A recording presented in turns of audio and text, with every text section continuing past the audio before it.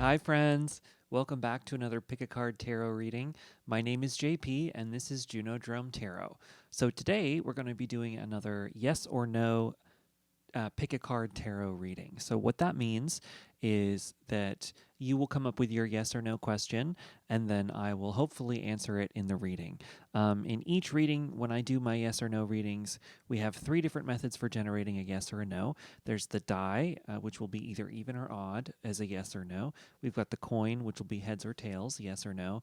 And then the final way is the pendulum, and I'll use that to try to triangulate the answer. I do it this way so that you can get a yes, a triple no, or some kind of version of in between. And it gives it more nuance. It lets things be a little bit less black and white. Because a lot of times in life, maybe something doesn't have a clear-cut answer. So it'll give you a little bit more leeway. And then the tarot cards themselves will give you a more detailed description on what's going on, what the energies are like, and a better understanding on the situation.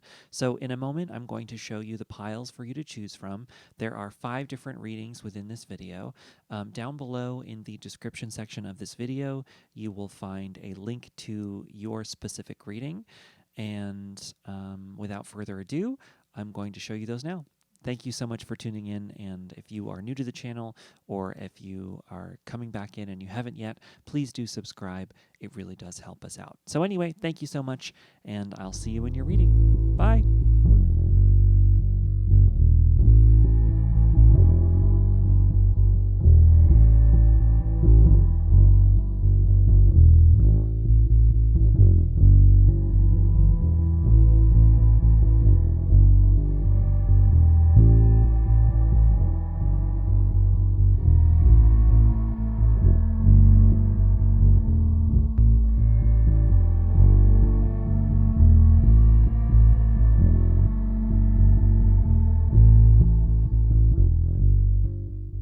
Hi there, pile number 1. Welcome to your reading. So this is going to be your reading on what is the answer to your yes or no question. I haven't done one of these in a minute, so I'm excited to bring this to you. You chose a pile with the moon here. We also have this fun coin that has the moon on it as well, so I thought that was kind of a fun combo there. We're going to be trying to get an answer for you. The way that I do these is we have a pendulum, a die, and a coin. So that's 3 options for getting a yes or a no. That way we'll either get a triple yes, a triple no, or a maybe leaning in either direction. I do it this way so that sometimes there isn't a direct yes or no answer, and so it's nice to have the option to let things be a little bit unknown, and sometimes that's required on these questions. So the first thing that we're going to do is we're going to triangulate the pendulum to make sure that it's working. So I'm going to ask it some yes or no questions I already know the answer to, and then we will see where we go from there. So first question, is there an unfinished painting in front of me? Yes, there is. Did I forget to light the candles today?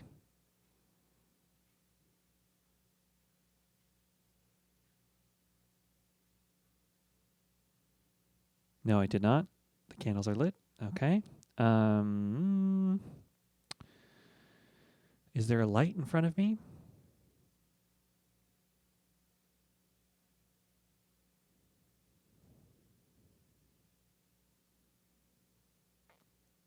Yes, there is.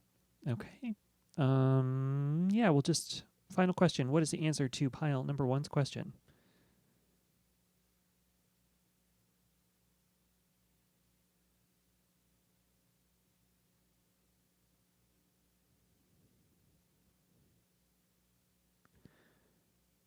Okay, it's feeling no, because it's doing a line and not a circle, and that's kind of my own symbols. So the pendulum is saying no, but let's take a look at the die and the coin to get a further answer. Okay, we got a 17 on the die, so that's 2 no's. Even, odd, that's how he did that. Heads or tails, yes or no. And we got a heads on the coin. So that's 2 no's and 1 yes. So it's a maybe leaning no. So for whatever reason, there's no quite definitive answer here. but it is leaning in a no word direction. So whatever you're asking about, pile number one, at this moment, with the trajectory that you're on, the most likely outcome is no. However, with it being a maybe, there's still some leeway there for whatever reason. There's still some wiggle room.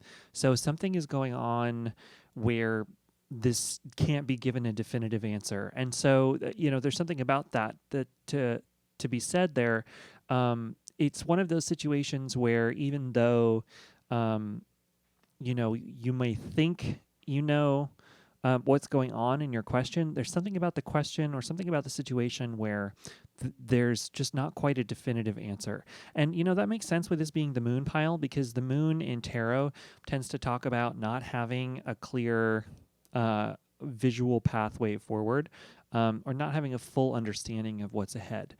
So for whatever reason, this situation is showing no, but we don't know for sure. So there's a lot of tarot cards here that I pulled for this reading. So we're going to go super in depth about whatever's going on. Take this all with a grain of salt. Remember, these are general readings, but let's take a look at some cards. So first up, we have 2 oracle cards from the Fairy Tale Lenormand. We've got the Gentleman, and we've got the Lady. Oh, wow. Interesting. So, you might be asking about a relationship, honestly, although, obviously we don't necessarily, not all relationship is between a gentleman and a lady, right? But I feel like maybe there's something kind of going on about that. There's this man who's trying to give his cup over to this woman, maybe, and she's sort of in this, like, period pattern situation where she's kind of Cinderella, right? Pre ball Cinderella.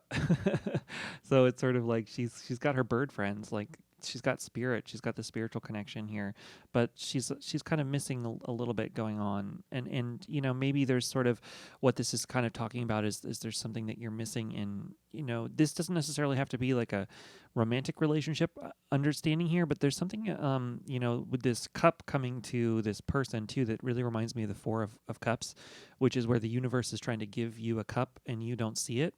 There's a little bit of this sort of like this woman is holding herself back from something, and there's something that's trying to come into her life. Maybe it's relationships in general, right? Maybe it's friendships. There's something going on where this woman is distrusting the outside relationships, and it feels like the only thing that she feels she can trust is the birds here. So that spiritual connection. So maybe there's a little bit of a fear of connecting with others here. So we'll take a look more at some more of these tarot cards, but I'm getting initially this sense of disconnection with other people based on fear, potentially. So, if you're asking about, a relationship question, there's a little bit of this hesitancy coming from you, I feel. And that's where maybe leaning no comes from, where it's like, if you want to find deeper connections with other people, it's going to take working on some of where that hesitancy comes from. And I definitely don't mean to judge that, because this is like most of these messages tend to be for me as well as you, right?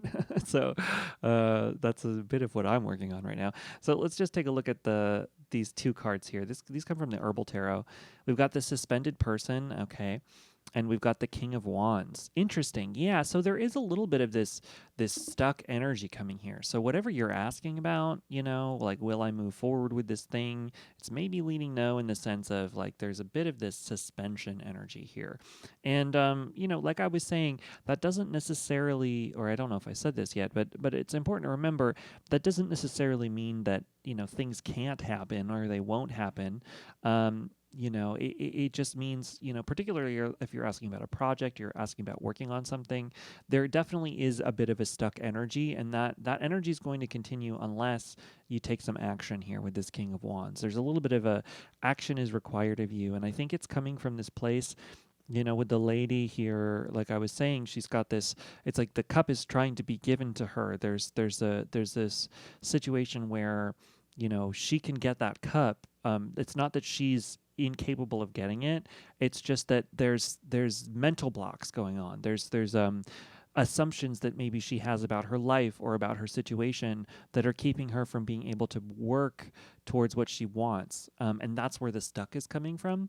But she's thinking of herself as this lowly servant girl, when in reality, she's actually the King of Wands, right?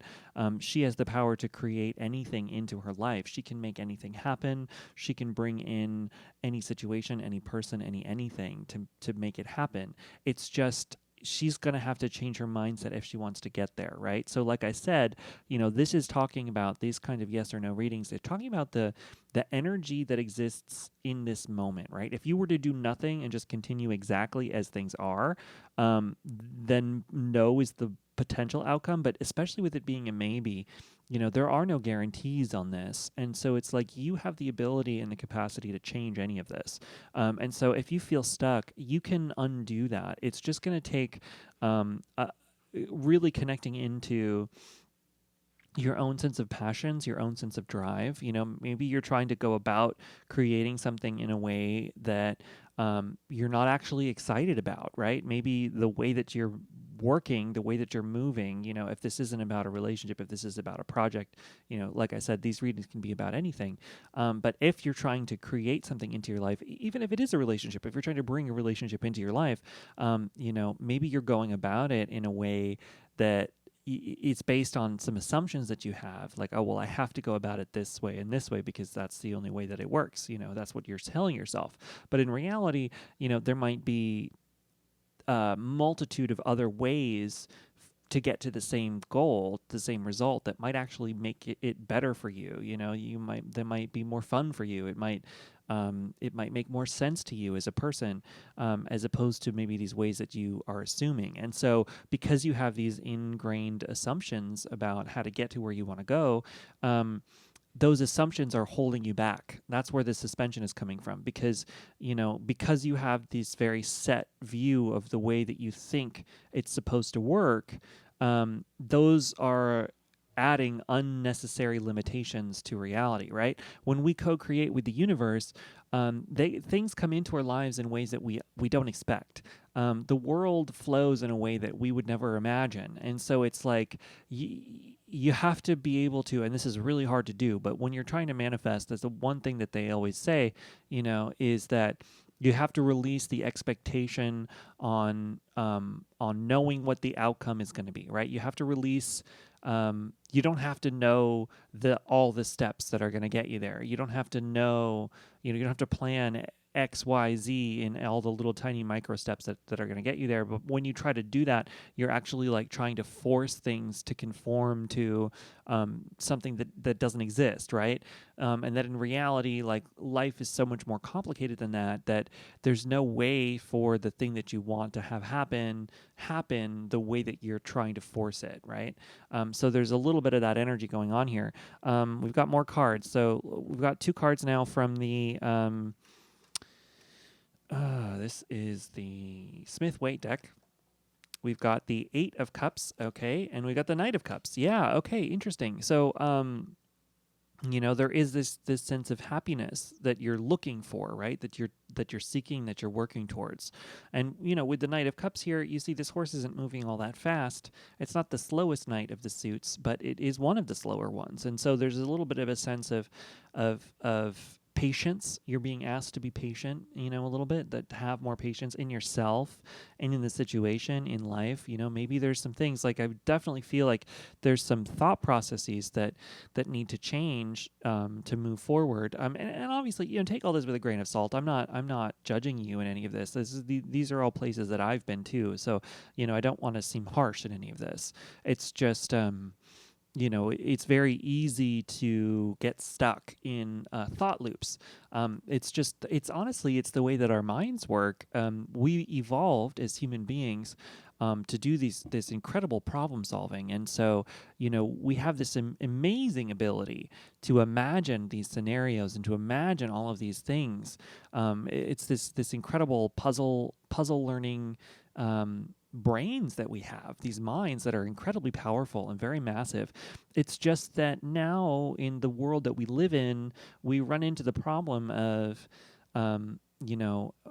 we don't have as many dangers as we did, as many visceral dangers as we did when we were evolving, right? We're not, and like, unless you live in the jungles of India, you don't have to worry about a tiger killing you at any moment.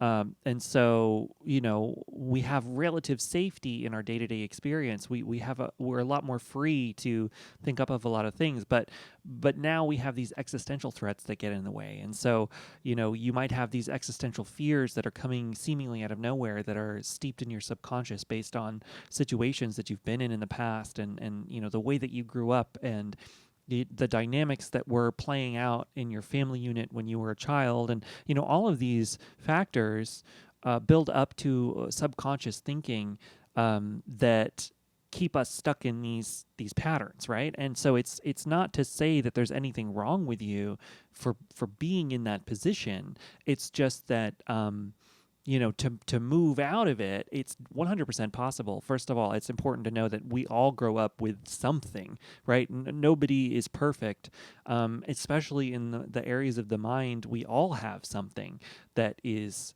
difficult, even if we grew up in the best possible circumstances, whatever that would be. We all have something, right? We all have something. You can't move through life without meeting challenges and going through difficult situations, we all understand, like, we can all experience suffering in our own way in life, and I think we all do. And so it's important to give yourself some credit about that, and to understand that if you are in a position where you're stuck in thinking certain ways, that doesn't mean that there's anything less of you or there's anything wrong with you. It's actually very, very human to be that. Personally, I find that really comforting and liberating, to know that everyone else is also going through their own version of this. It might just be different, and in different circumstances and in different ways, but we all are. So keep that in mind. Whatever this situation that you're trying to make happen, because I do feel like there's a place that you want to go that's opening you up to more happiness. And with it being on the no, it doesn't mean that it's not going to happen. It's just there's action that needs to be taken in your life. There's actual action required of you, and we have some hints of what that action is with this Eight of Cups here. The Eight of Cups can be the walking away card, right? It's the Eight of Cups comes in when there are circumstances and situations in our life where these 8 cups, you see, he's walking away from them.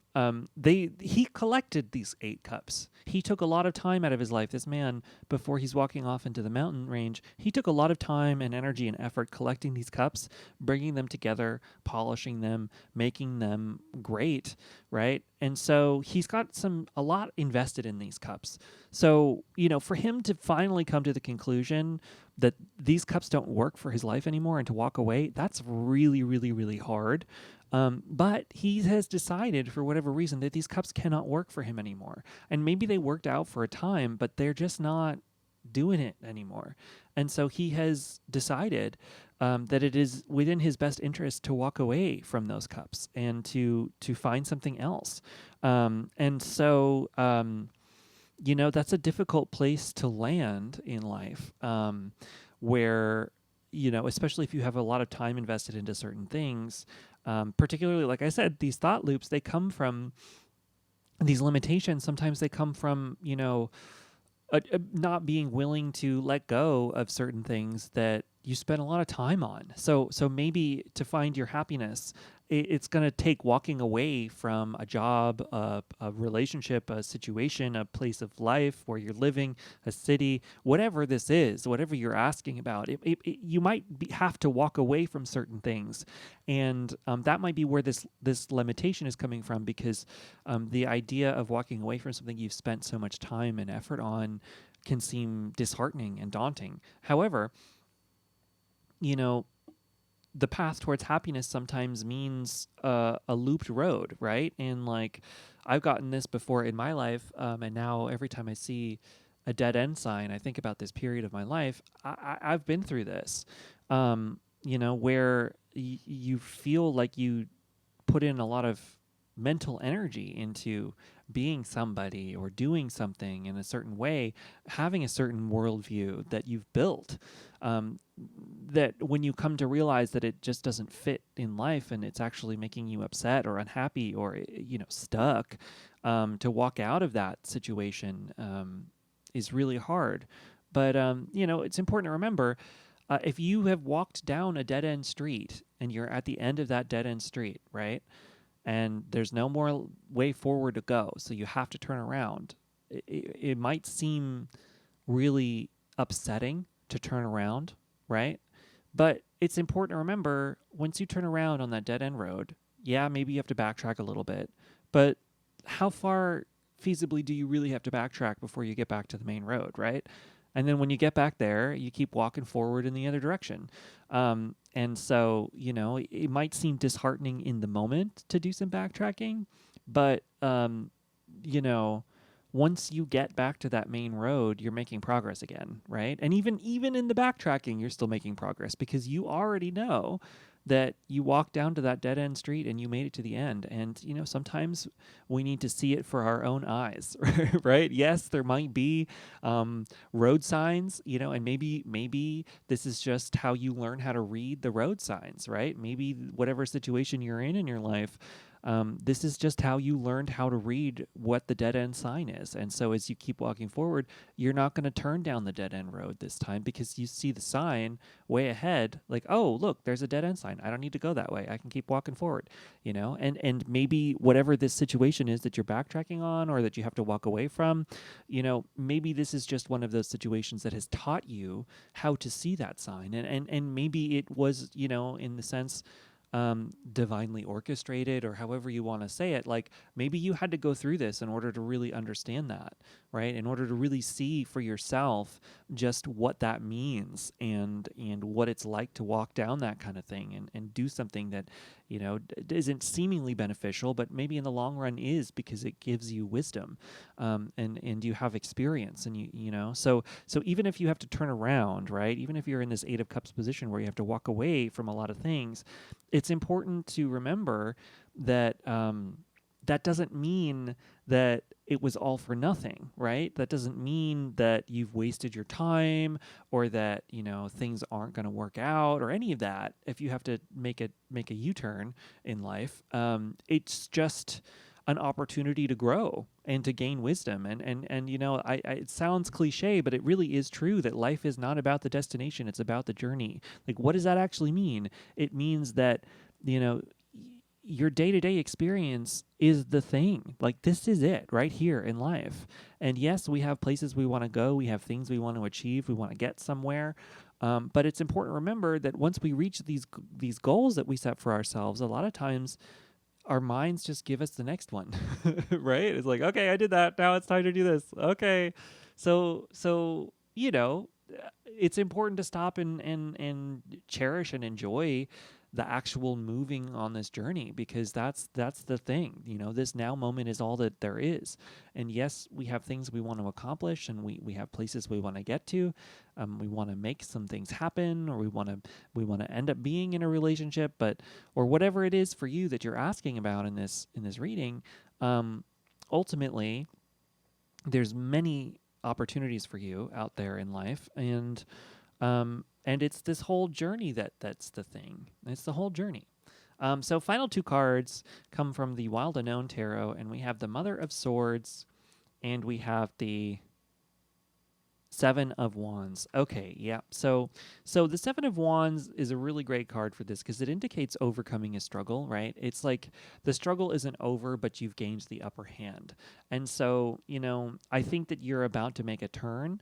I do feel that there's a turn in direction that's happening here, and that's being offered to you. And it's coming from, especially with the Mother of Swords, it's like you're gaining more discernment in life. Like I was saying before, you're learning how to read the signs better.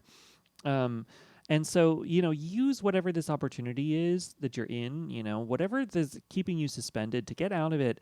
It might take a little bit of backtracking, but that's okay. You are overcoming the situation. I relate the 5, 7, and 9 of Wands all kind of give this sequence, I think. Whereas the 5, it's like the wands are all stuck. The 7, one person is finally able to come out of the fight, and with the 9, it can be like overcoming the struggle. And so, with the 7 here, it's like you're gaining the insight to come out of the situation. With the suspended person to the 7 of Wands, it's like you're making the turn now. You're understanding what it's going to take, and you might have to backtrack, you might have to turn around, you might have to do something else. But when you make that move, when you make that step, you're propelling yourself in the direction you really want to go towards this ultimate happiness here with the Knight of Cups. And so, with the Mother of Swords, I think that this is an opportunity for learning discernment in whatever situation, and giving you a clearer understanding of yourself, of life, of the world. This is helping you gain wisdom and gain insights. And sometimes, if we encounter challenging situations in life, sometimes the only thing that we have, and it sounds kind of rough, but it's actually, I've found it to be very, very helpful for my own life, is sometimes all we have is that understanding that, this difficult situation may be teaching me something, and I can take that lesson and have that lesson for the rest of my life. And that lesson can build and grow with me, and I can move forward having had that. And then, that type of perspective shift is transcendent. It stops us from feeling hopeless, and makes us understand that even in the darkest situations, even in the most difficult challenges that we face in life, there is an opportunity for growth and understanding, and that's a light. That is an epiphany. That is shining a light in the darkness, and that's what the moon represents. And so, we'll end this with the moon. There's a quote on the back that I didn't read, but I'll read it in a minute. The moon in tarot, like I kind of said at the beginning, is this symbol of seeing in the darkness, right? On the darkest nights, when it's a full moon, you can still see forward, and you might not see the entire pathway forward, but you see enough to be able to walk and not stumble and hurt yourself. And so, there might be a fog on how to get to where you're looking to go, on what the pathway forward is for you. You might not know all of it, but you could probably see the next steps forward. You probably can walk forward a little bit more. And that's sometimes all we get on our pathway in life, but sometimes that's all we need. And so, there may be a little bit of releasing that needs to be done from your perspective, of releasing the need to know, releasing the need to have all the details, releasing the need to control all of the aspects of how things happen. It's very difficult to get to that point sometimes, but it seems like that would be deeply rewarding for you, and might be an important lesson for you to learn from whatever situation you're in right now. So we're going to leave you off with the quote here, and it says, "Trust in dreams, for in them is hidden the gate to eternity." Wow. That's a Khalil Gibran quote. So yeah, that's exactly kind of what I'm feeling, like trust in the dreams, or, have faith in, these dreams that you have for your life, for yourself, and keep following them. And like I said, sometimes, to follow our dreams, it might take a little bit of backtracking, but sometimes that's the catapult that you need to propel you even more forward than you've ever been. Like I said, I've grown to love dead ends in a certain sense. I don't feel like I'm in a dead end in my life anymore, but I did for a very long time. And now that I've kind of done a lot of growth from that period, like I said, every time I pass a dead end sign, it makes me smile. And I actually, I enjoy that. It makes me happy. So, yeah, I'll let that be for you. It might not seem great in the moment, but in a year or two from now, if you really follow this, you'll be smiling at yourself, right? Okay, so pile number 1, I'm going to leave you there. That was my reading for you. Feel free to leave a comment on how you like it. Please subscribe to the channel if you're new. Huge thanks to all of our subscribers. If you would like a private reading from me, they are available on the website. You can find that at www.junodrome.com. And yeah, that's it for me. Thank you so much for tuning in, and I hope you have a great day. Feel free to check out all the other great tarot content on this channel. I've been doing this for a year and a half now, maybe a little over that, and there's lots of videos. So if you want more tarot content, it's there. Anyway, catch you later. Bye.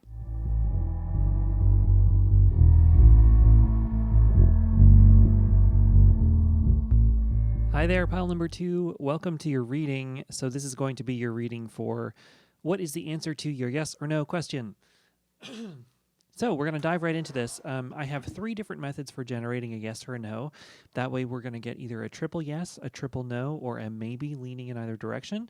I do it this way because sometimes things don't have a clear yes or a clear no answer, and I want to try to put as much nuance into that as I can. So we'll do the yeses and nos, and then we'll get into the reading itself. So you chose pile number 2, which is the beats. We're going to start with the pendulum here. We just need to triangulate it to make sure that it's working, and then we'll ask the question. So, are there candles in front of me?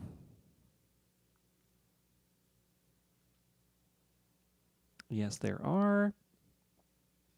Did I finish the painting that's sitting in front of me? No, I didn't. I still need to work on it, but it's been a fun one. Are there plants next to me? Yep, I'm surrounded by my plants. They are my pets. Okay, what's the answer to pile number 2's question?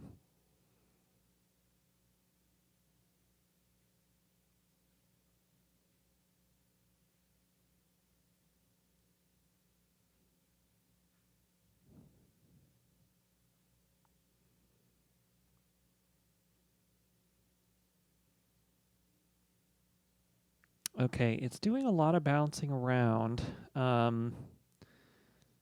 It's feeling a no. I'm getting a no from it, although it's interesting because it kept feeling like it wanted to move to yes, but it's not. So this might be a maybe, but we'll see. So the pendulum says no. Let's look at the die. Even is yes, odd is no. We got 14, so we got a yes, one, no. So we're at a maybe right now. We'll do the coin next. Such a big coin that it's hard to flip. But I'm going to just... Heads is yes, tails is no. And we got a tails. So 2 no's, 1 yes. That's a maybe leaning no. Okay, so a maybe leaning no, but I don't know. That pendulum felt pretty solidly maybe to me. So this might just be a maybe. I'm calling this a maybe. I'm calling this there is not a clear answer. We're going to get into the cards to kind of see what's going on with the situation and kind of try to figure out why we're not getting a clear answer. So stay tuned for that. But I'm gonna leave this as a maybe. We've got a maybe situation here, unknown answer, and let's find out why. Potentially leaning in a no direction, but I would just call this a solid maybe. First 2 cards come from the Fairy Tale Lenormand. We have Lilies, and we have Mountain. Okay, so interesting. So the lilies, to me, we got lots of plants here, by the way. There's berries growing in the foreground of this. I'm just looking at the faces in the mountains. So a lot of mountain spirits coming in. Nature spirits in general are here in this reading, for sure. I felt really similar to a couple things. Lilies, although this looks a bit like a lotus to me, lily pads and lotuses are very similar, but a lotus flower is kind of like a tuber, or the lotus root anyway, is like a root tuber that you can eat, and you can also eat beets. They're growing underground. There's something about this sort of underground energy coming in here. The interesting, I relate this lily card to the lotus symbol, and lotus is in some of the Eastern philosophical traditions, they tend to represent this idea of transformation. So the lily starts its life, the lotus starts its life in the mud. It grows under the pond, deep in the mud, in this really mucky, murky, gross kind of situation. And then it shoots out up through the water and blossoms into this incredibly beautiful flower at the surface. And so, we can just look at the surface and see this beautiful flower. But in reality, it had to go through this deep, difficult, dark kind of a situation in order to get to that point. And, the beets kind of remind me of that a little bit too, that they're the best beautiful fruit starts its life and grows deep under the ground, and there's this sort of underground and grounded earthen messages here too with the mountain, because mountains can be this symbol of steady, sturdy groundedness and connecting into the earth. And so, you know, I think maybe there's a potential that you know, you are asking a question right now where your state right now of trying to find the answer, and I've found this for a lot of these readings.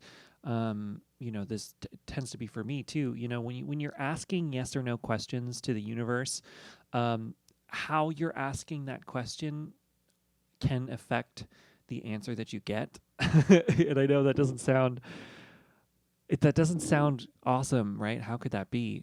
Well, I think that this definitely occurs to me a lot, especially when I do, like, I'll flip a coin a lot and ask the universe for yes or no answers, and flip a coin, and then there's a phenomena that happens as I'm doing this that I've found, where if I'm really frantic about trying to get the answer, you know, and I won't take an answer for its face value when it comes, and I just keep asking and asking and asking. It gets to the point where there's this kind of like really anxious nervousness inside of me, and then the answers that I start to get just don't make sense anymore, or they'll go off on these tangent directions that don't really fit. You know, this is the same as reading tarot for myself. This can happen.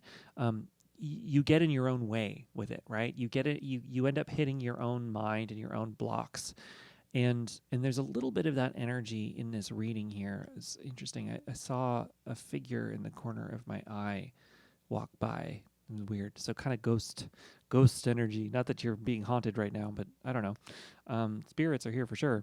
Interesting. Anyway, so take that as it resonates. I don't know if you are looking for a sign from a ghost. You have one. But anyway,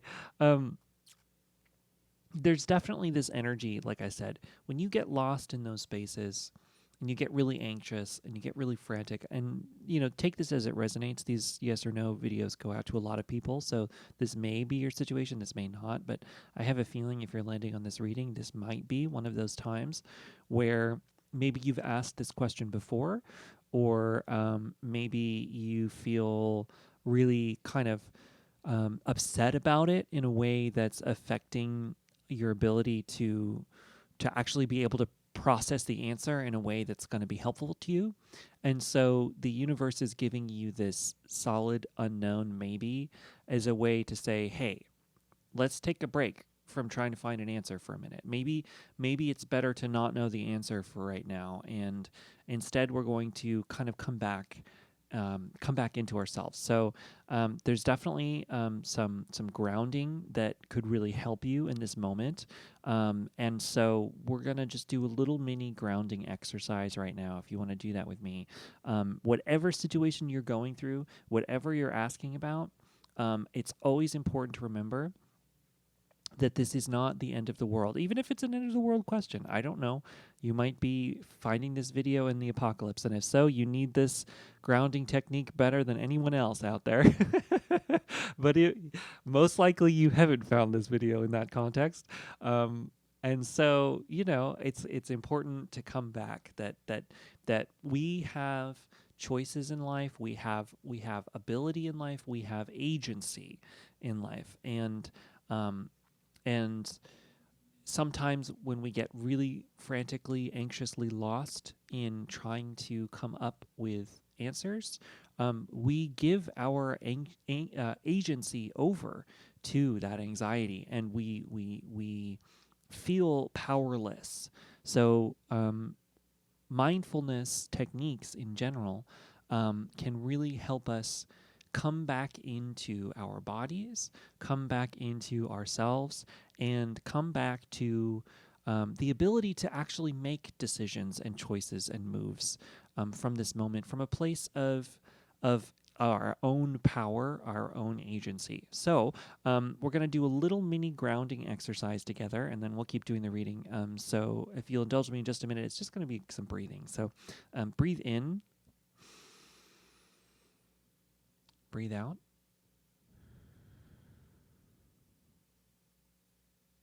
Breathe in.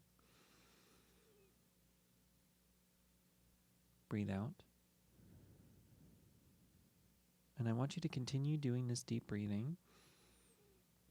And as you do, imagine your feet, wherever they are, whether they're planted on the ground or not, imagine a cord going from the bottom of your feet deep, deep, deep down through the building that you're sitting in or standing in, or if you're outdoors, the ground itself, going through the ground, deep, deep, deep through the rocks, deep, deep through the layers of the earth, the hot magma, into the molten core, to the very center of the planet Earth.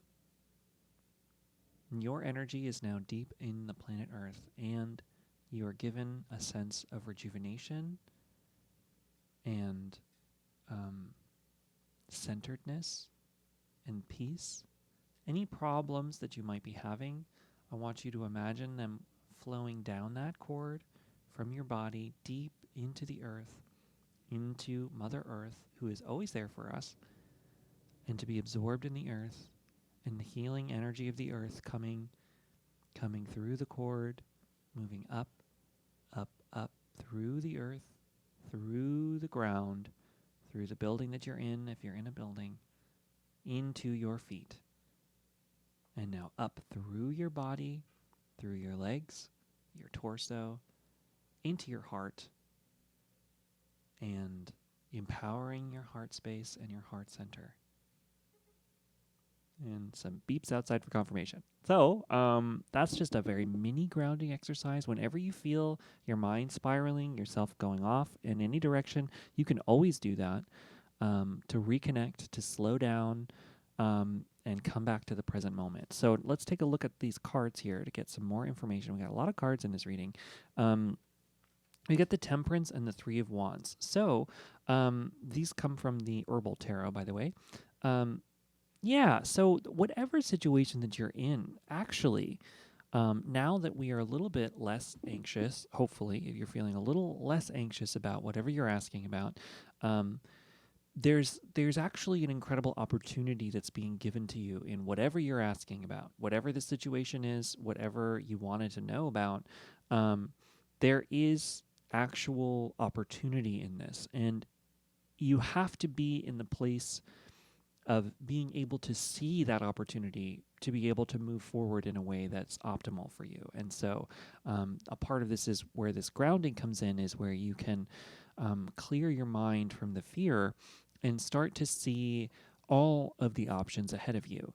And really, you know, with this Temperance card, that card can represent this idea of, I always think about that saying, when life gives you lemons, make lemonade, right? It's like this alchemization that's possible with the Temperance card, where you take two separate forces, two things, and you mix them together to create something new. And so a lot of times, you know, we have to juggle with life that way, where, you know, we might be dealt a bad hand or be placed in a difficult situation in the moment. And what it takes to get out of that is this realization that maybe things can move in a different direction, right? Maybe what the circumstances that are being given to you, maybe they hold another way of seeing things that could actually lead to something better for you.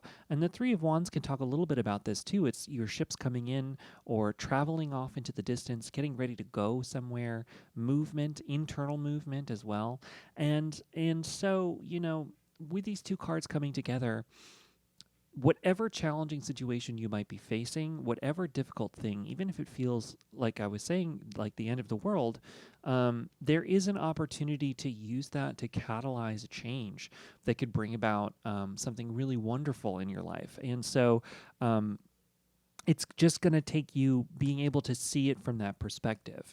And that's kind of where this you know, the lily symbol, like I was talking about before with the lotus flower, it talks about that. It's the alchemization and that transformation where you have to go through the mud in order to blossom and bloom into the beautiful flower. So we've got 3 cards now from the Smith-Waite deck. We've got the Ace of Cups. Yeah, this beautiful opportunity for happiness is actually present for you in this moment. The 3 of Swords, but it might feel like there's a difficult, heartbroken situation present. And then the final card is the Knight of Swords. Yeah, so that can talk directly to that feeling that we were talking about before, that sometimes you can go into these yes or no readings with, that hopefully you're feeling a little bit less of that biting anxiety that you may have been feeling coming into this. The Knight of Swords talks about that. It's you know, you look at him, he's rushing into battle here, ill prepared. And so he's, you know, his armor's falling off. His horse is going crazy. He's just like rushing into battle without thinking. And so, you know, because of that, he's leaving himself in a very deeply vulnerable place. And so, you know, the only way, like, he's not going to go into battle in a way that's helpful here, right? In order to get to the place where, you know, you can even make an impact in the battle, what he would need to do is really, really, really come back and strategize. And so, you know, with this Heartbreak card, I do feel like maybe you've been through a lot of difficult situations, difficult, harrowing, emotionally fraught things. But with this Ace of Cups, it's kind of like, with these 2 cards together, it's sort of like, because of what you've been through, you know, that might be the first place that your mind goes when anything happens, and that's totally understandable. And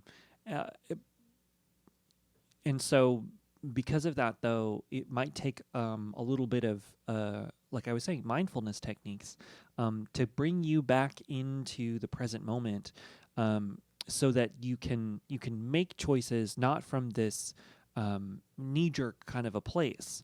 And so with it being the Ace of Cups here, it's like taking the approach, maybe a slower moving approach, where you are showing yourself compassion in making choices, right? That sometimes these difficult, like, anxiety periods, and I know exactly what this feels like. I've been through this a lot. Like I kind of said at the beginning, like I feel this a lot. But I've kind of come to a better place of being able to get myself out of it a little bit. You never really get to the point where it's gone. I don't know if that's, I mean, I'm sure it's possible, but I feel like we're all human here. So it's like we're all going to be human.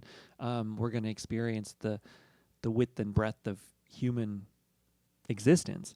And this sort of anxious place is just a part of that. But we have the opportunity, by practicing things like mindfulness, to show ourselves the compassion, to understand, you know, oh, I see myself spiraling right now. Let me try to bring myself back. And that it's meeting yourself with no judgment.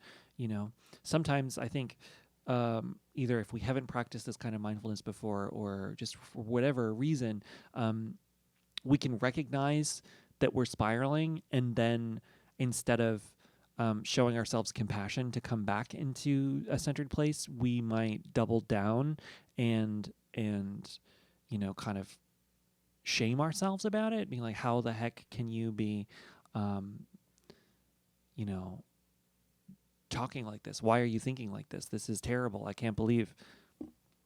Is that still going? Yeah, still going. I can't believe that I'm talking like this, and blah blah blah blah. You know, and that can be really hurtful to ourselves, right? And so it's kind of like meeting yourself with that compassion, though. We all spiral. We all go through difficult mental states. It's a part of being a human being. And so when you recognize those things, showing yourself that love instead of the attack, you can come out of it much easier, because it's giving yourself that forgiveness, right? Like, okay, I see myself spiraling. Okay, I see myself going off the edge. That's okay. What do I need right now to bring myself into comfort? Okay, maybe I need to find grounding. Okay, maybe I need to do something bigger. So, okay, maybe I need to walk outside and just feel some fresh air. Maybe whatever it is for you.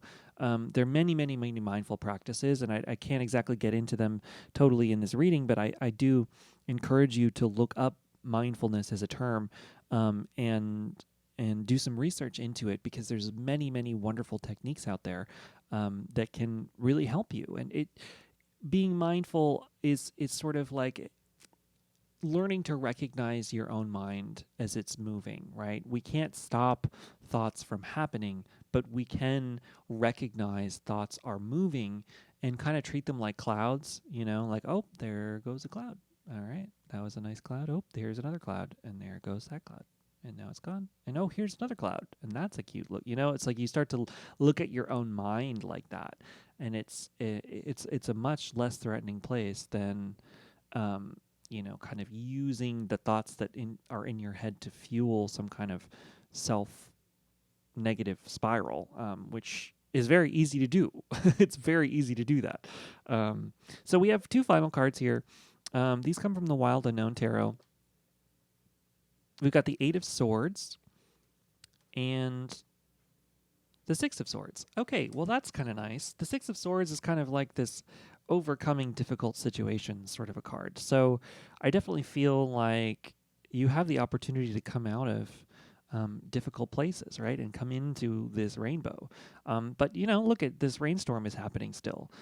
So it's like, in order to have a rainbow, right, it needs to rain.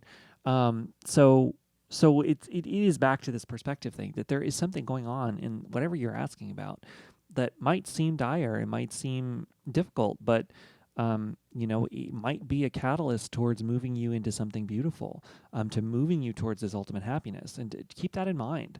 And then, finally, with this Eight of Swords, I love the Eight of Swords in this deck because you look, it's a chrysalis, right? So it can talk about feeling bound and being stuck, but in this deck in particular, what's great about it is it's the transformation. So you have so many symbols of this transformational existence, because the chrysalis, right, is the stage that comes right before the butterfly.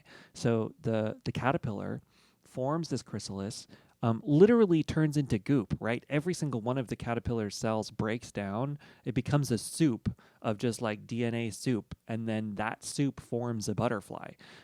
So, if you're in the soup stage right now, if you are a puddle inside of a chrysalis, and you can't get out of bed, and, you're kind of goo in the couch, that's okay, right? Showing yourself that compassion is so important.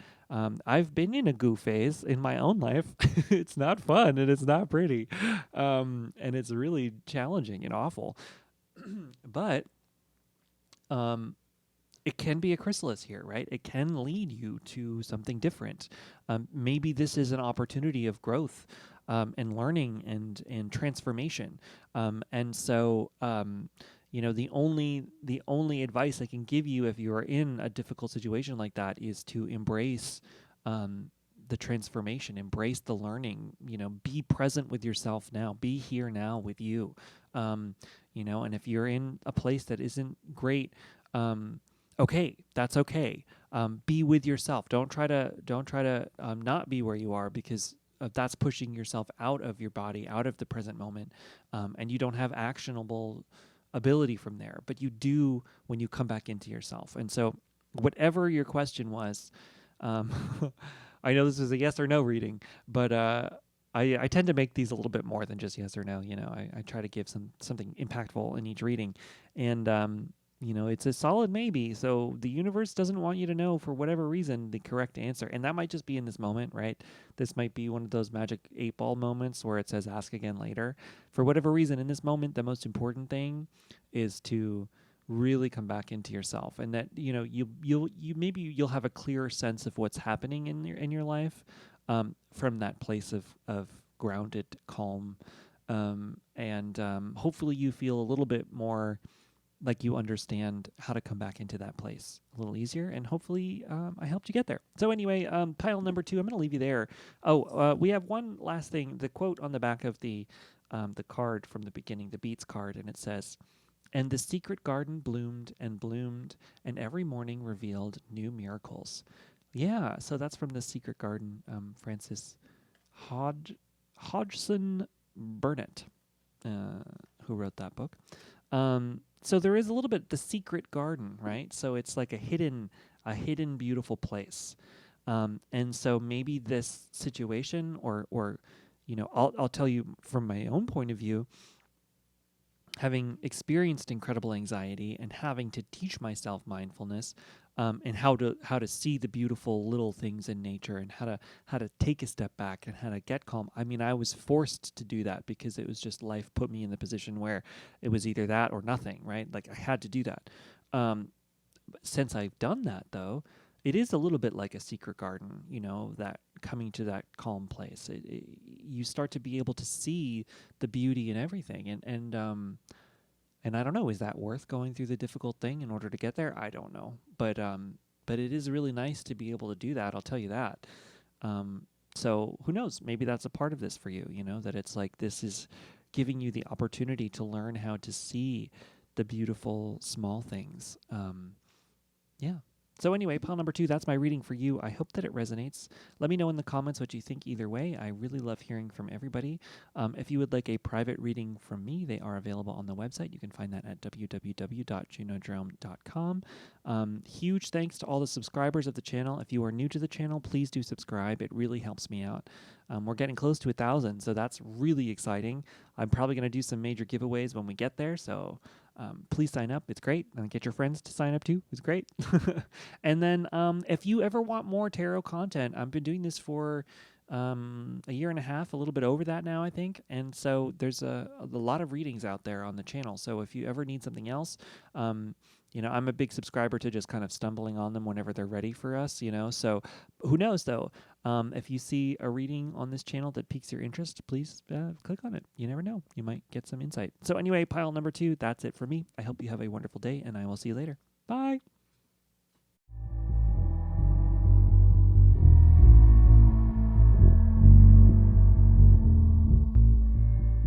Hi there, pile number 3. Welcome to your reading.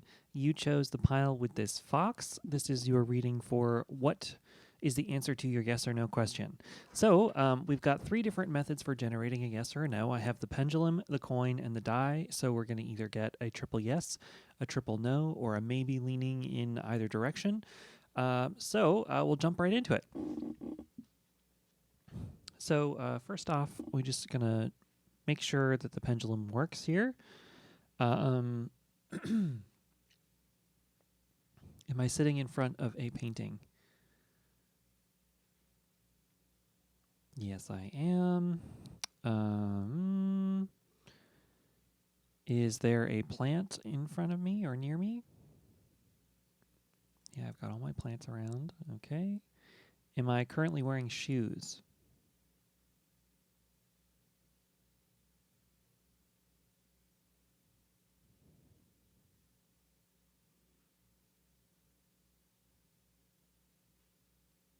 I'm not. It doesn't really want to move. Okay, let's just start this over.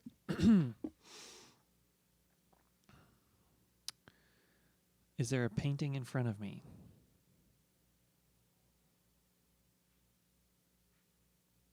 Yes, there is. Am I wearing shoes?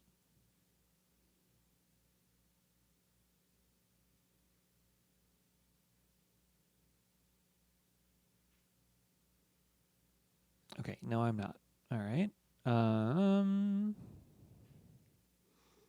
Is there a coin under my hand or near my hand?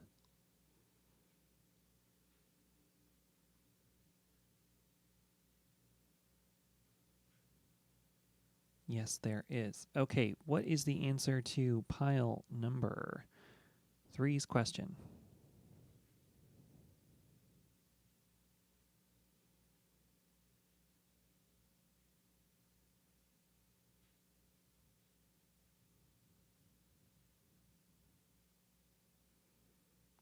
Okay, the pendulum is saying yes. So we've got 1 yes. Let's take a look at the die.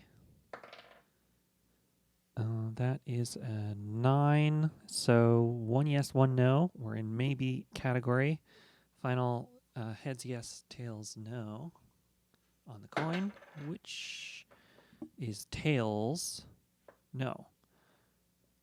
So 2 no's, 1 yes. This is a no, maybe leaning no. Okay, so we've got a maybe leaning no here.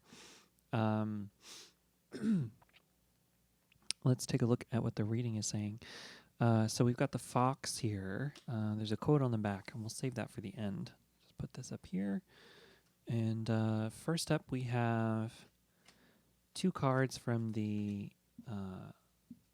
Fairy Tale Lenormand. We've got the moon. Interesting. Okay. And we've got the snake.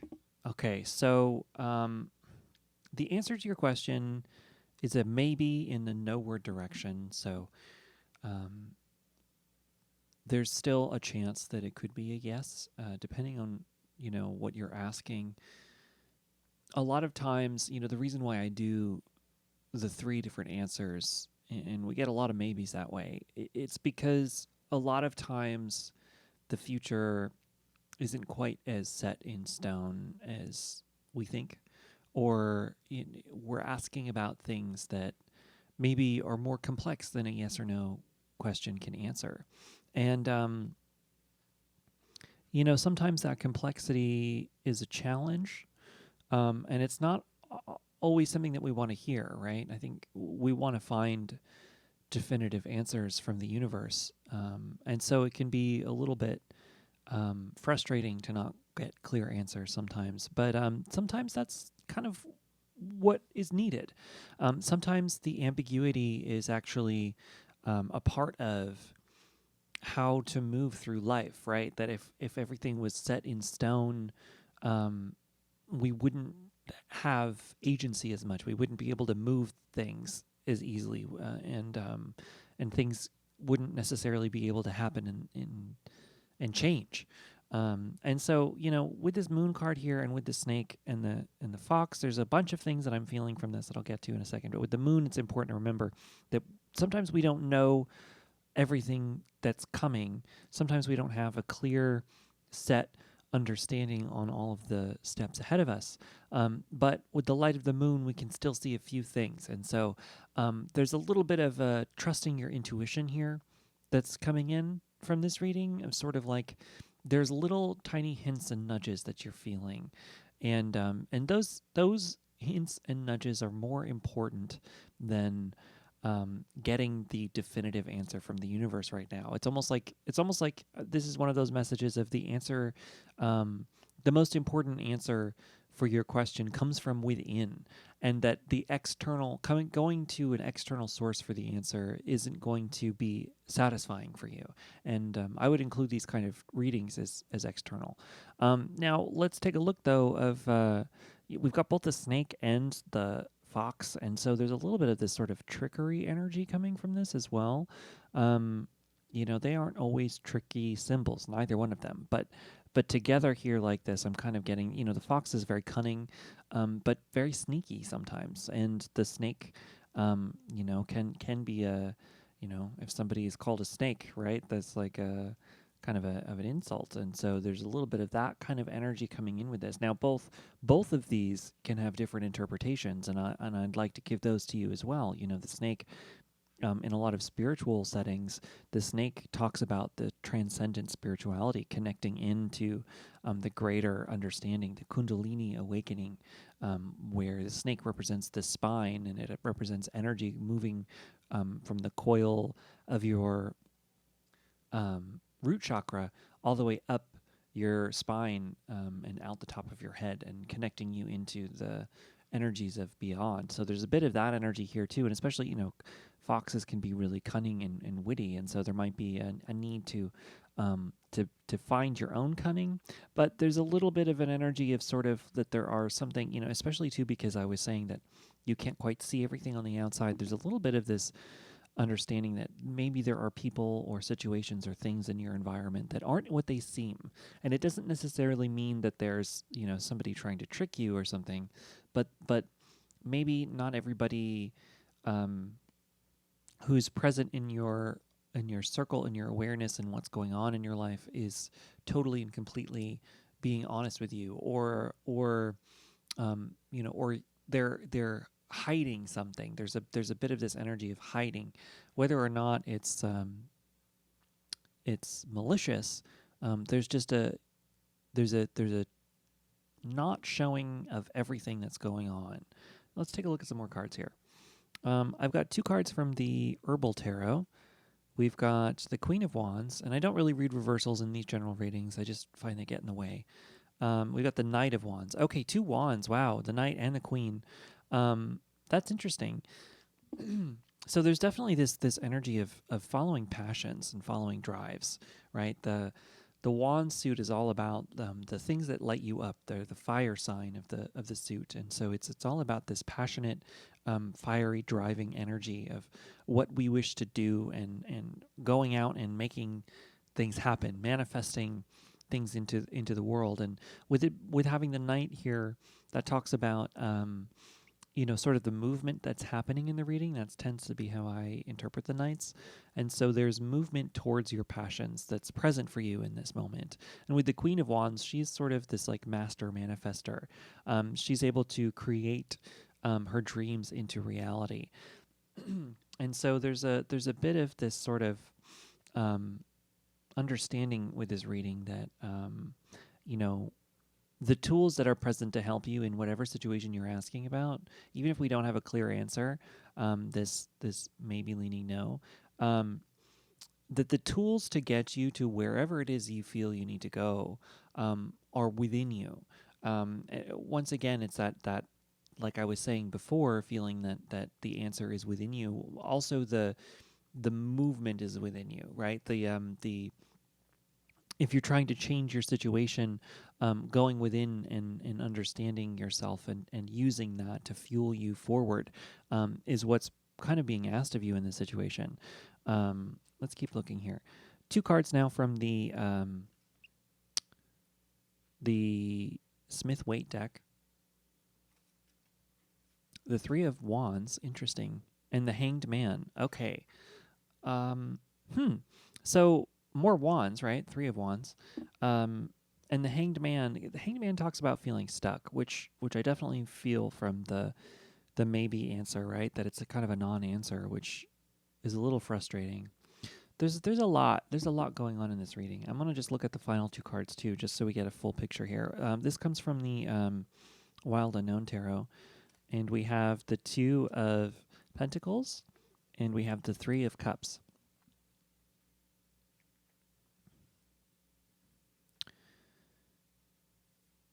Okay, so I don't necessarily feel that sneaky energy coming from the outside as much, especially with the 3 of Cups here. There's sort of a walking away energy kind of coming in here. Okay, so what I'm getting from this reading is that there's an opportunity that's being given to you right now. And it's going to be up to you whether or not you want to take it, right? I feel like in your external environment, I think maybe in the past and what's been happening in your life, that maybe you've dealt with some difficult people before, and that maybe is coloring your experience. And so there's a potentiality that you feel a bit stuck in the moment. I don't know what you were asking about, right? This is a general reading, so it could be about anything.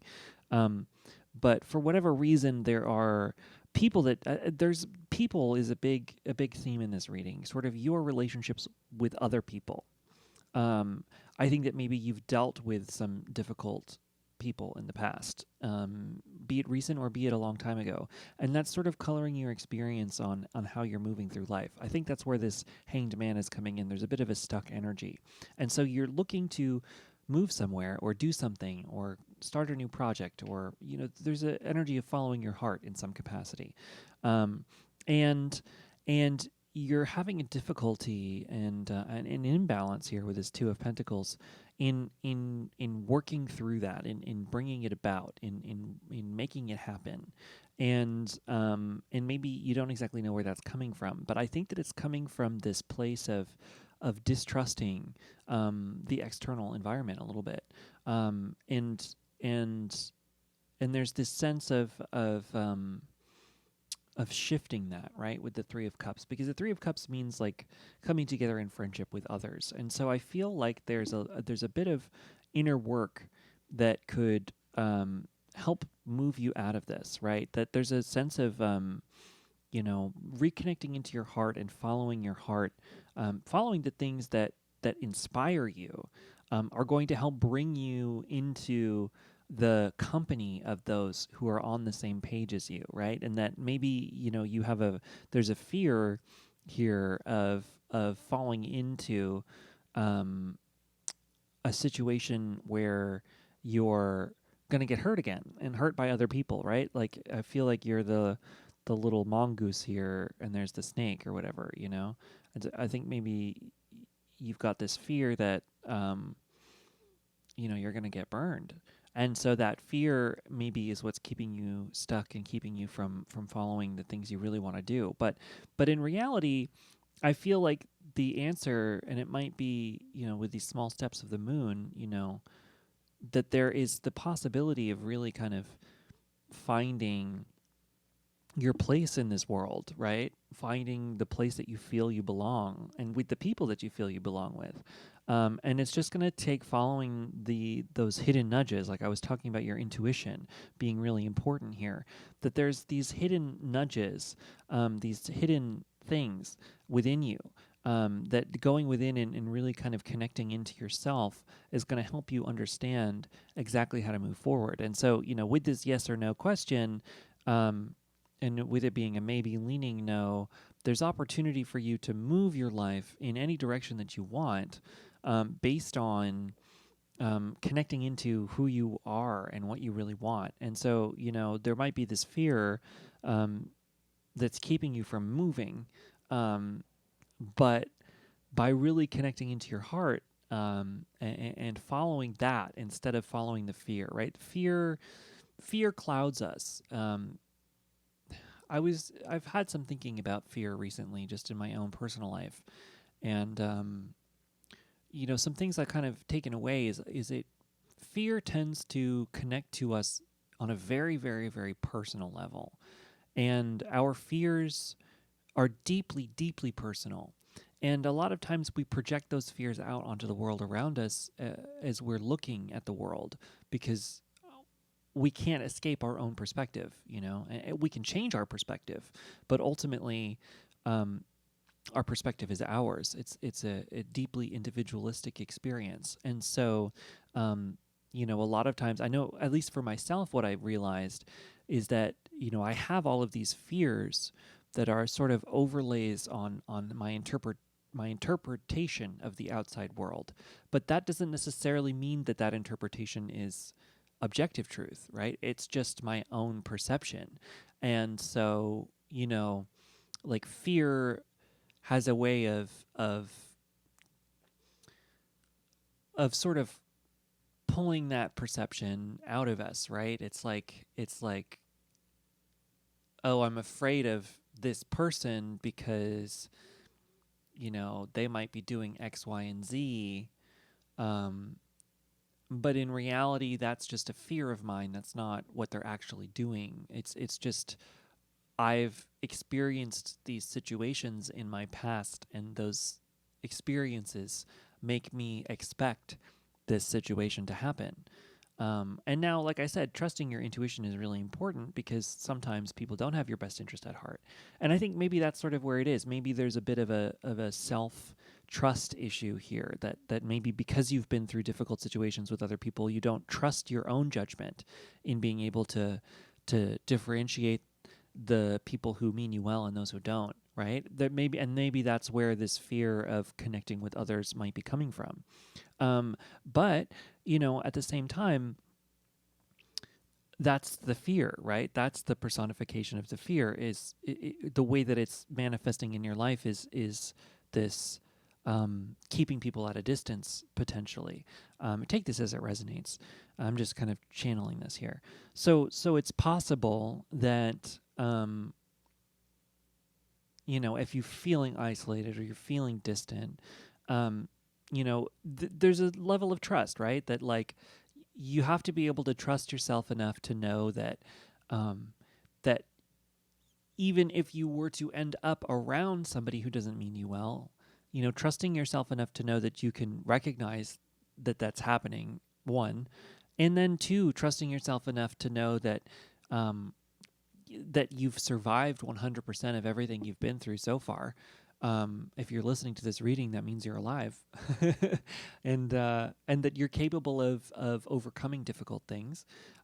Means that it's just like it would be a shame for you to not follow your dreams and not do the things that are really going to make you happy and align you with this happiness and introduce you to the people who are really great for you.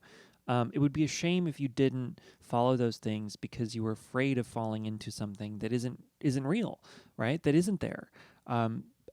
Yes, it is a potentiality, right? Anything is possible in the future, but why create for yourself an isolated future when you could create for yourself a future where you're surrounded by like-minded people who love you and want to be around you and are open, and that you have the possibility to do so. So I don't know exactly what you're asking about here, but that's kind of the messages I'm getting. If it resonates, please let me know in the comments. Either way, actually, I love hearing from everybody. I think we're going to leave it there. I hope that this reading resonated for you. If you would like a private reading from me, they are available on the website. You can find that at www.junodrome.com. We can get way more specific about stuff. So, if you want to ask a specific question to me through a private reading, we can get into way more details than this reading did. Yeah, feel free to subscribe to the channel. It really does help. Thanks so much to all the people who've subscribed already. It's really wonderful. We're getting pretty close to 1,000, so I'm deeply excited when that happens. It's going to be great. And then, yeah, if you want more tarot content from me, I have so many videos on my channel, so many readings that are all timeless. Most of them are timeless. So, feel free to scroll through the history and find one that is really calling to you if you are looking for more content from me. So anyway, thank you so much for tuning in. And I hope that you have a wonderful day, pile number 3, and I'll see you later. Oh, yeah. One more thing. We got a quote on the back. Oh, it says, stay curious. Okay, so we got that as your final message.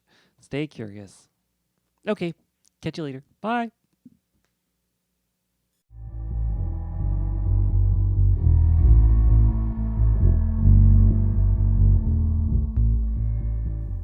Hi there, pile number 4. Welcome to your reading. So this is going to be your reading on what is the answer to your yes or no question. So I've got 3 different methods for generating a yes or a no answer. We have the pendulum, the coin, and the die. So I do 3 different options to try to give us a triple yes, a triple no, or a maybe. That way we get some better information on your answer. We can get a little bit more nuance, and then sometimes there isn't a clear and definitive answer to some of these kinds of things, and I like to keep it open-ended because I think that that's important. And so we'll get the answer, and then I'll go into detail on the cards.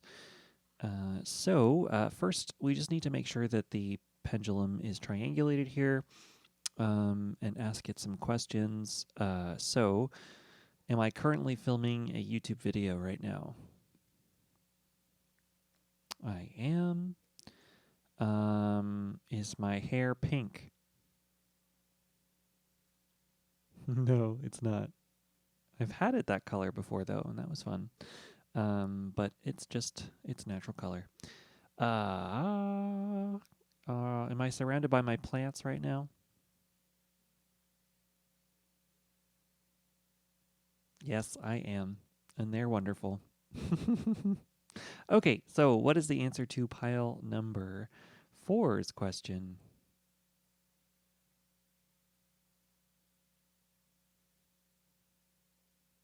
Okay, so the pendulum is saying yes. So you've got 1 yes.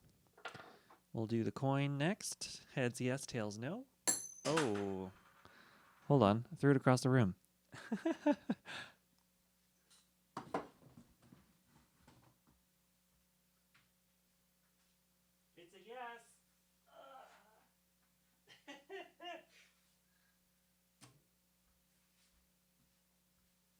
coin is yes. Sorry. Because I'm 1 second here. Okay, that was funny. I think this coin is too heavy. I gotta use a lighter coin because it just makes it harder to flip right. But anyway, it was a yes. And let's look at the die. Okay, that's a 7. So 2 yeses, 1 no. That's a maybe leaning yes. The most likely answer to your question is yes, but we don't know for sure. So let's take a look at the cards and kind of see what's going on. So you chose the pile with the sunflower, by the way, which is a really pretty optimistic, bright kind of a flower, right? Sunflowers are great. So we'll just leave that there. There's a quote on the back that we'll read at the end. Let's start with your 2 oracle cards from the Fairy Tale Lenormand. We have the stork, and we have the fish. Oh, funny. So, storks and herons and those kind of birds eat fish. And it's, yeah, I'm feeling this sort of, when I first saw the stork here, I thought beginnings. First starting, right? Because storks in, they're supposed to carry babies or whatever, bringing the baby to a family. So there's this sort of like birthing energy here with the stork.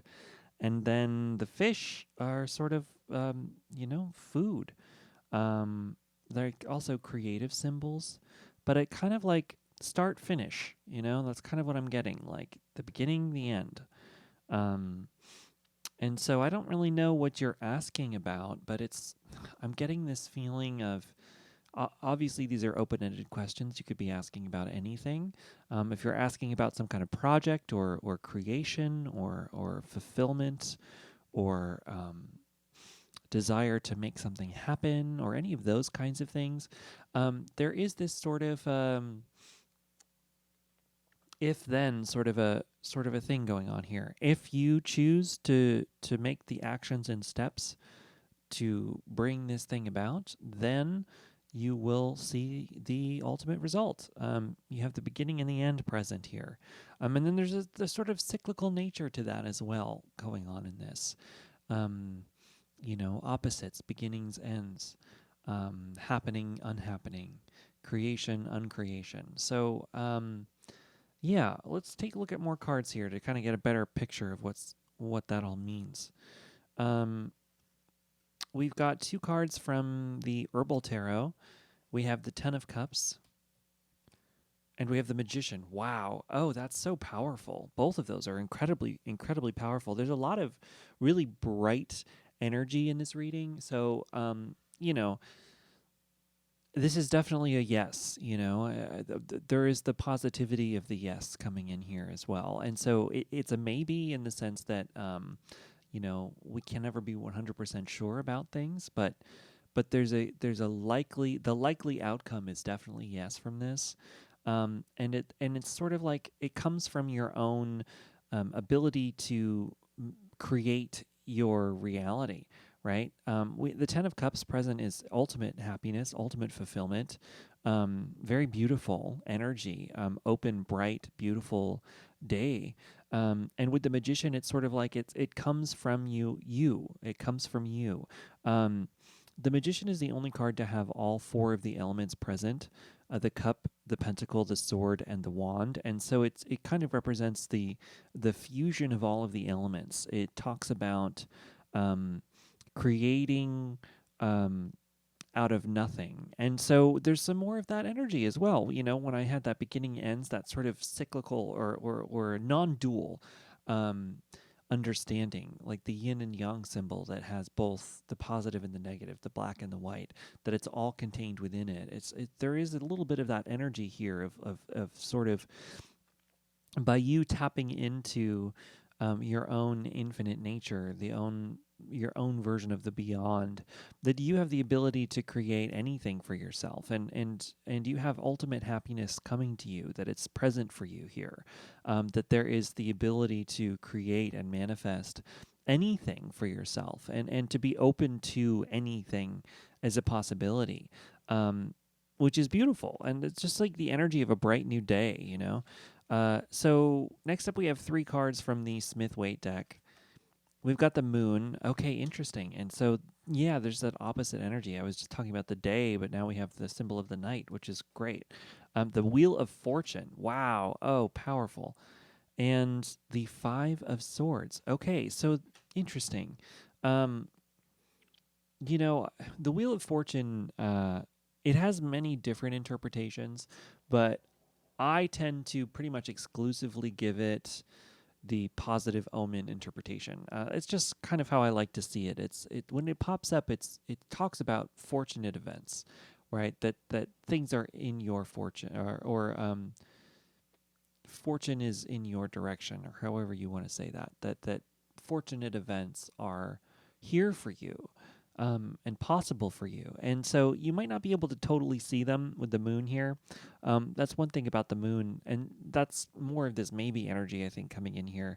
The moon in the tarot talks about not being able to fully see everything moving forward, but that doesn't necessarily mean that things aren't moving forward. It's just sometimes you don't see all of the steps ahead of you. But when the night is lit by the moon, you can still see enough to walk forward a little bit.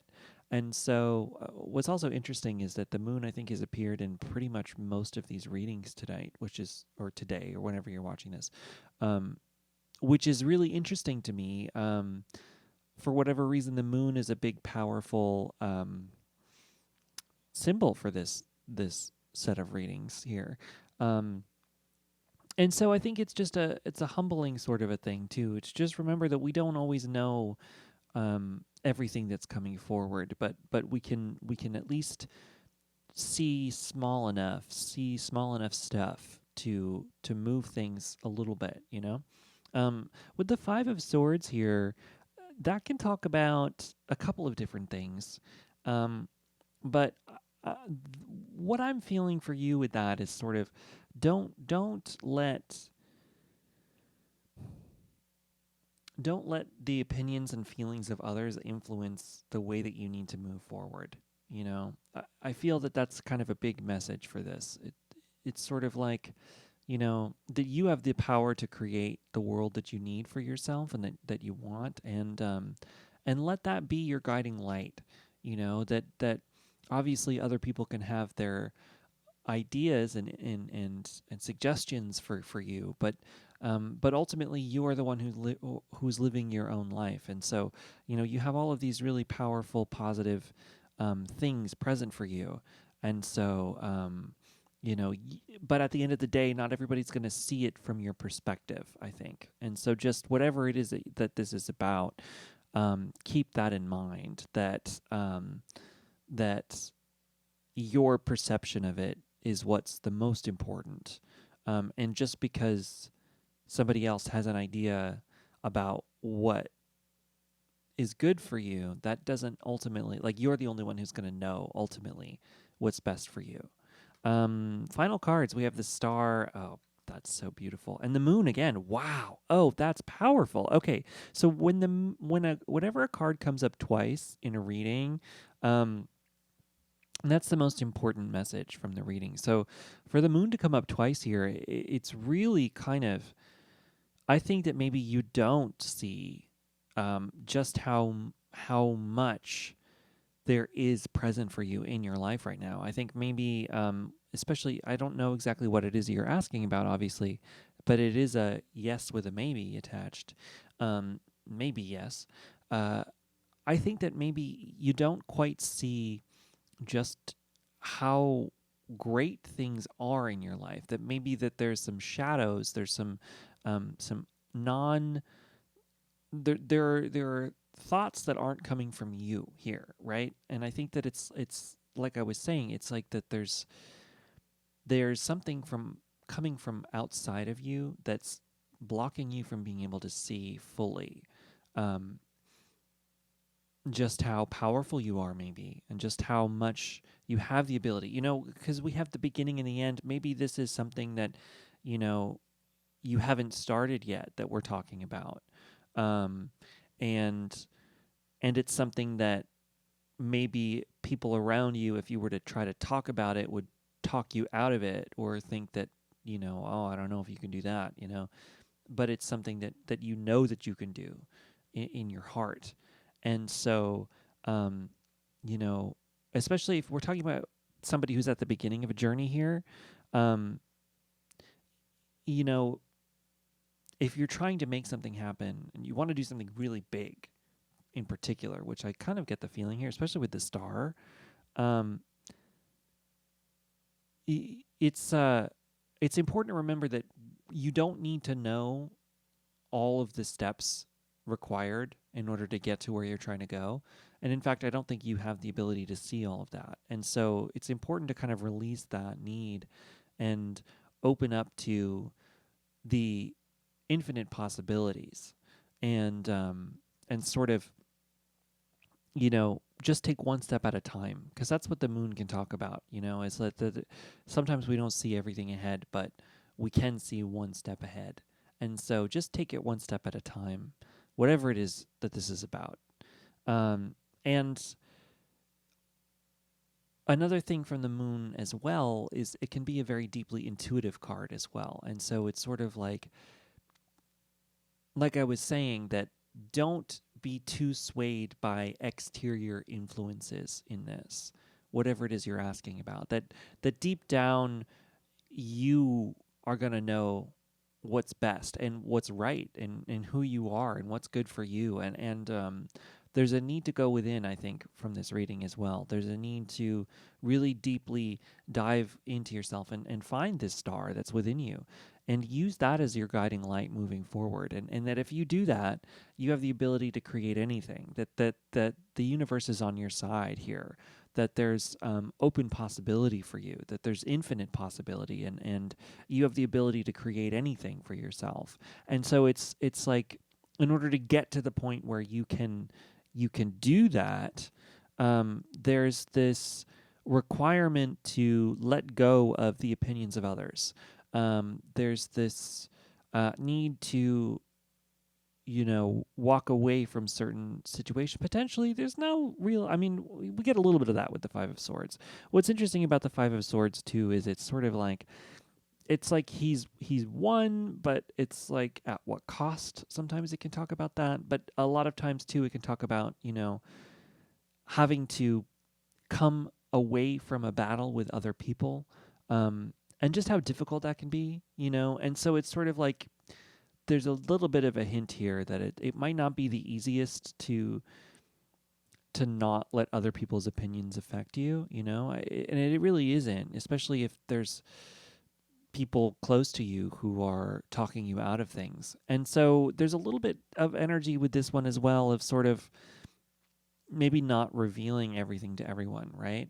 So if you have dreams of creating something, maybe it's not the right moment to talk about it, that maybe you need to keep it closed a little bit for a while and just keep working on it silently. And then, then you can silently drop something later, right?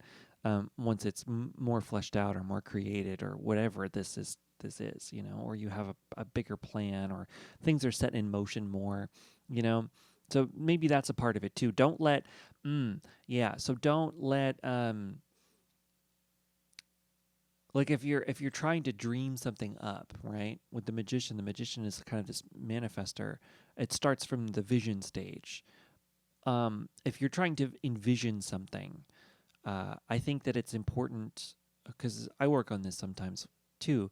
It's important to kind of keep the energy within for a while, to keep the idea inside and kind of keep it building momentum within you first, and then start to share it once it's more realized, because it can easily escape if you start talking about it to everybody, and then all of that energy is gone, and then maybe your motivation is gone too.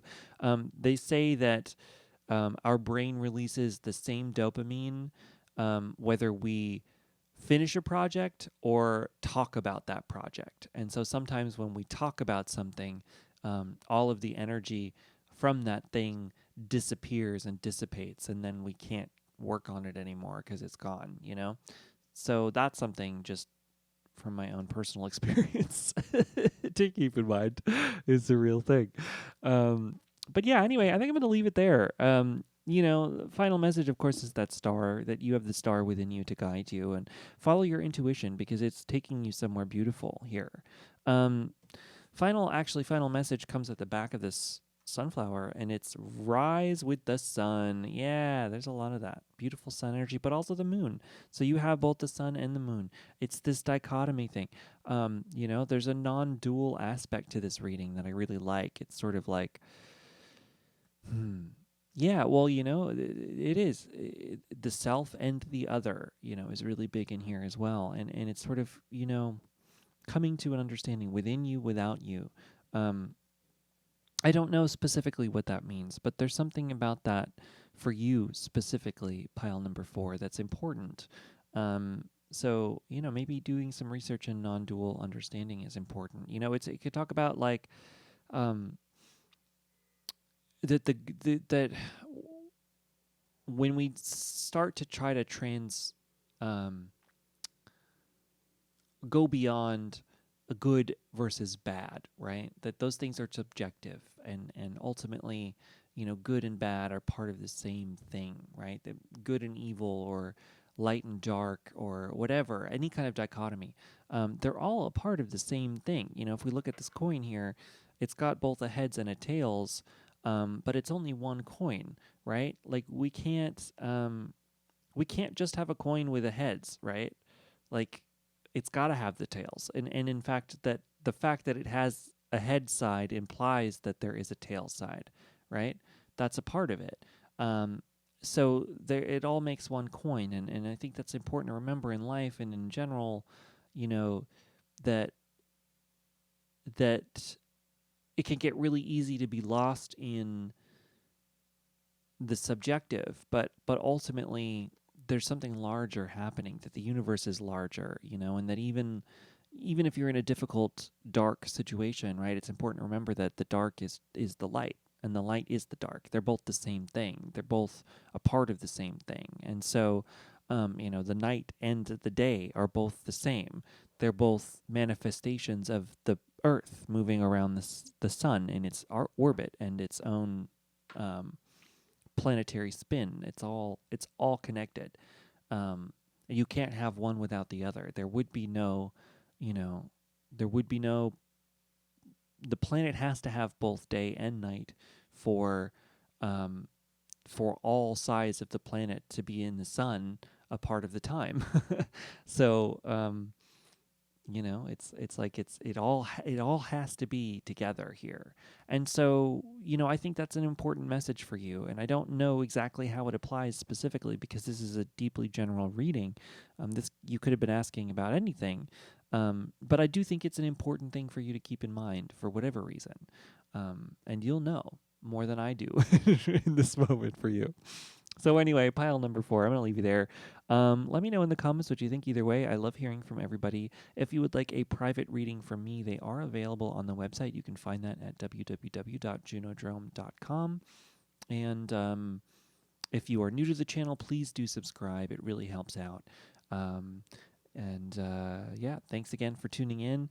If you're ever looking for more tarot content, I've been doing this channel for a year and a half now, maybe a little longer. So there's plenty of videos in the backlog. Feel free to look through. And obviously, you probably feel similar to I do about these readings. I feel like they come when they need to, and you find them at the right moment. But who knows? Maybe there's a reading in there that you'll feel drawn to. So just keep that in mind, that they're out there. And thank you so much for tuning in, and I hope you have a wonderful day. I'll catch you later. Bye.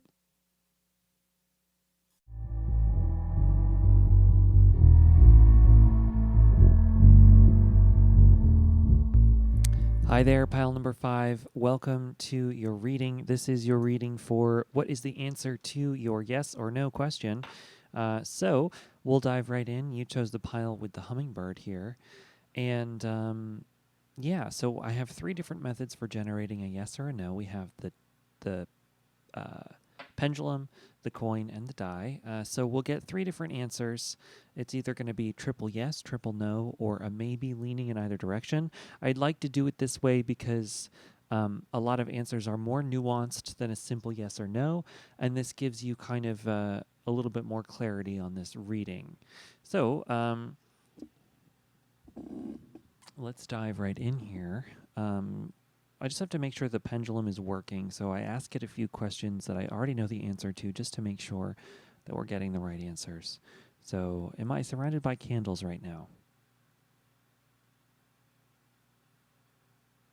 Yes, I am. Okay. Have I completed the painting that is sitting in front of me right now?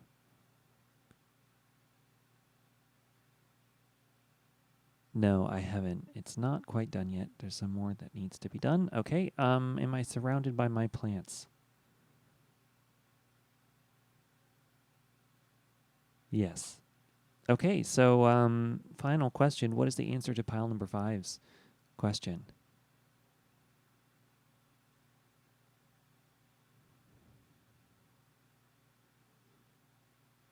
Okay, I'm feeling a yes. So the pendulum is saying yes. That's one yes. Let's keep going. We'll do the coin next. Heads yes, tails no.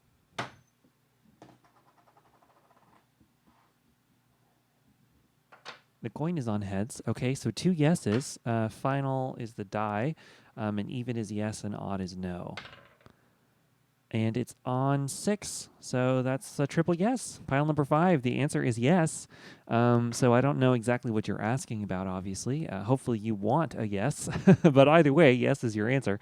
And in a very enthusiastic yes at that. Very much yes. And with it being the hummingbird too, that kind of makes sense for me because hummingbirds are very positive signs. Not that, I mean, you could be asking about something and yes is an answer that isn't positive, right? It just all depends. But for whatever reason, for whatever you're asking about, you did get a yes. So we're going to set the hummingbird aside here and start looking into the cards. We'll start with the two here from the Fairy Tale Lenormand. We have stars. Wow. Oh, that's powerful. And we have clouds. Oh, okay. Well, all right. Stars and clouds. Yeah. Definitely some airy energy here. I'm feeling that head in the clouds kind of a thing, Um, there's some infinite possibility coming in with this as well. With that triple enthusiastic yes. I mean, there feels like a very very bright feeling from this. And, with the stars here, um, that can talk about beautiful messages from the stars kind of a thing or whatever. I mean, and with the clouds though together, it's very sky energy looking up, right? Things are looking up. Looking towards the heavens, looking towards the stars, imagining beautiful things. Let's take a look at some more cards here, just to get a better understanding. We have strength. This is from the Herbal Tarot. We have strength, and we have the Five of Swords.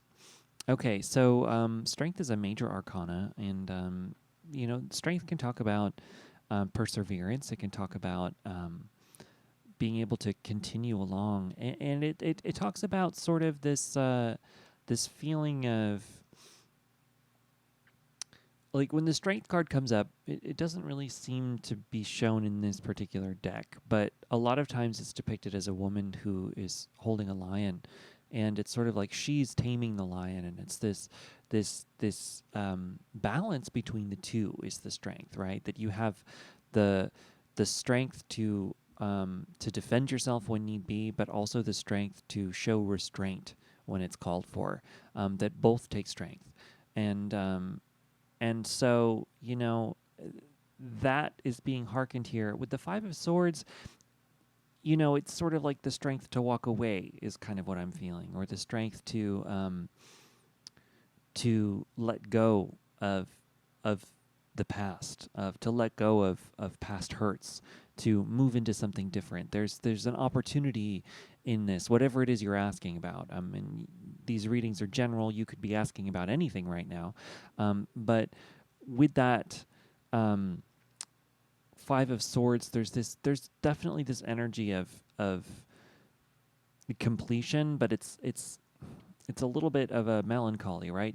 Like there's a certain sense of needing to leave certain things behind, or having done so, and it might not feel the greatest to have left certain situations. However, even though that might be the case, um, there is a beautiful positive future coming from this. So even if there's difficult situations that you're leaving behind, there's this sense of walking towards something wonderful, and that you've had the strength to move out of certain situations that maybe weren't working, or to walk away from certain people, or um, to to undo certain things, or walk out of certain ways of thinking and understanding yourself even. Let's look for some more cards. So we have the Seven of Wands. Yeah, there is definitely this energy with these two cards here of coming out of a struggle. And then the Ace of Wands, which talks about a new beginning, having the ability to follow your passions and your dreams. So I do feel this sense of like, let's just pull all the cards just so we have them all. We also have the Temperance card, and we have the Ten of Wands. Okay, so I'm getting a bigger picture here of what these are all trying to talk about. You could be asking about anything here, but the situation that's being highlighted, whether you've asked about it or not, is one where there's this sense of having been through some difficult situations, and and for whatever reason you have worked through whatever this is, whatever things have occurred, any of this, you've allowed yourself to move through that situation and come to the other side. With the Temperance card, that talks about this idea of making it's the blending of opposite forces into something new.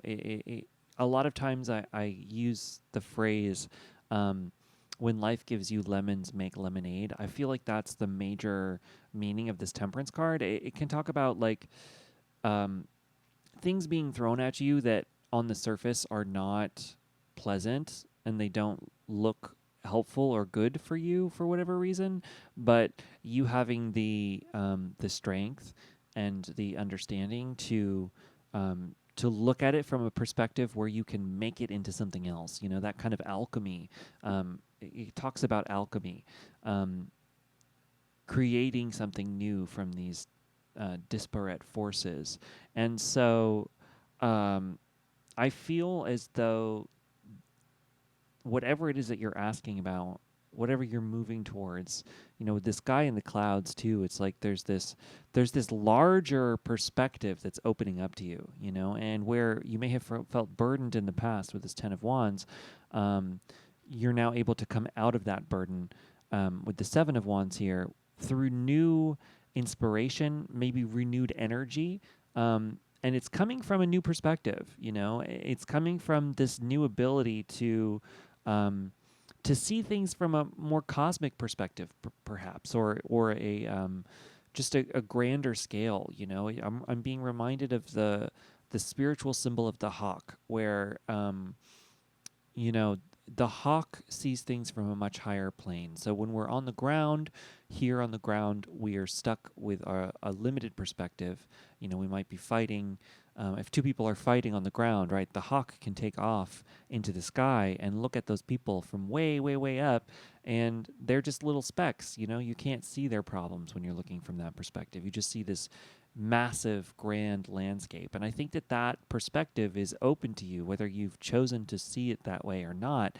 And that is opening you up to the sense of infinite possibility that's actually available to you, because you're able to let go of whatever these struggles with other people, with other situations. You're able to see it from a new perspective where you're not caught up in the smallness of that. You're not caught up in all the drama or all the whatever, and you're able to let those things go and see things from this new place where you have this open understanding where you can see that certain situations you can just walk away from. You don't have to put your energy into that fight anymore, or those battles, or that drama.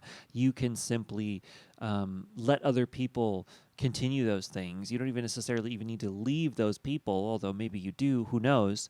But by distancing yourself from that, just saying like, I don't want to be a part of this drama, I don't want to be a part of these things, you put that boundary up, it opens you to seeing things from a different way.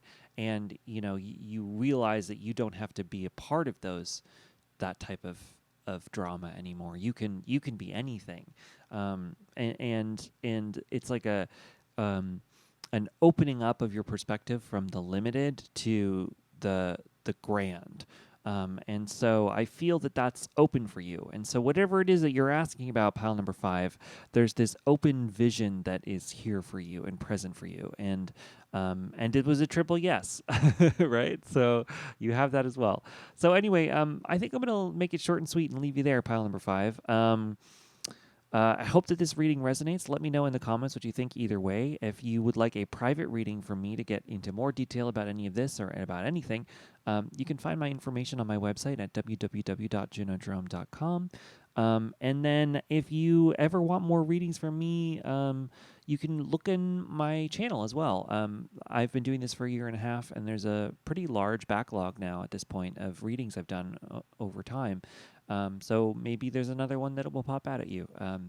So yeah, anyway, pile number 5, that was it for me. I hope you have a wonderful day, and I will catch you later. Bye.